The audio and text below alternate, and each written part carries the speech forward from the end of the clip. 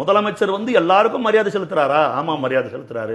அப்போ அவர் மரியாதை செலுத்தும் போது எதிர்கட்சி தலைவர் மதிப்பு இல்லாத திரும்பி நிற்கிறாரா? பாக்குறாங்கல்ல. ஆமா, ஒரு முதலமைச்சரோ ஒரு எதிர்கட்சி தலைவரே கிடையாது. உனக்கு வணக்கம் தெரிவித்தால் பதிலுக்கு வணக்கம் தெரியும். வந்தாரை வாழ வைத்த மண் தமிழ்நாடு, தமிழர் பண்பாடு. நம்மள மதிக்கிறவங்கள நம்ம மதிக்கணும் இல்லையா?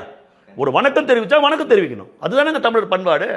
அப்புறம் இது என்னது? ஒரு சராசரி ஒரு சாதாரண ஒரு மனிதனுக்கு இருக்கிற ஒரு அறிவு கூட ஒரு எதிர்கட்சி தலைவர்கள் இல்லைன்னா எப்படிங்க? இது ஒரு பண்பு இருக்கு தேவையா?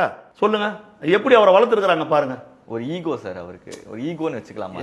பின்ன ஈகோ தான். பின்ன நம்ம வரணும்னு நினைச்சோம், எப்படியும் திமுக தான் வந்துடும், இத்தனை ஆயிரம் கோடி செலவு பண்ணோம், இவ்வளோ நிறுவனங்களெல்லாம் வச்சு நம்ம எவ்வளோலாம் வேலை செஞ்சோம், நம்ம அந்த சீட்டில் உட்காரலாம், முதலமைச்சர் ஆகலான்னு பார்த்தோம். நம்ம அப்பா முதலமைச்சர்னா நம்ம துணை முதலமைச்சர், நீ உங்க அப்பா முதலமைச்சர், நீ துணை முதலமைச்சர், கருணாநிதி முதலமைச்சர்னா ஸ்டாலின் துணை முதலமைச்சர், எதிர்கட்சி தலைவர்னா அது நீங்களே, எல்லாமும் நீங்களே, வேற யாரும் அந்த கட்சியில கிடையாது. பேரறிஞர் அண்ணா வளர்த்த அந்த கட்சி, வேற யாரும் கிடையாது. அந்த கட்சியில யாருக்கும் தகுதி கிடையாது.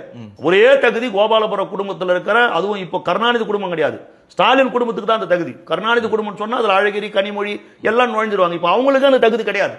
இப்போ அந்த தகுதி ஸ்டாலின் குடும்பத்துக்கிட்ட போயிடுச்சு. சபரிசன், ஸ்டாலின், துர்கா இவங்க தான் இப்போ அதை தீர்மானிக்கிற இடத்துக்கு அவங்க போயிட்டாங்க. அப்போ அவருக்கு வேதனை இருக்கும்ல, நம்ம முதலமைச்சராக உட்கார முடியலையே, இவர் உட்காந்துட்டாருன்னா. அவர் மக்களுடைய யோகாதிபத்திய ஆதரவு இருக்குது. மக்கள் அவரை தலைமையில தூக்கி வச்சு கொண்டாடுறாங்க. 1,75,00,000 ஓட்டு முதல் தேர்தலில் வாங்குறதுன்றது சாதாரண ஒரு விஷயமாங்க.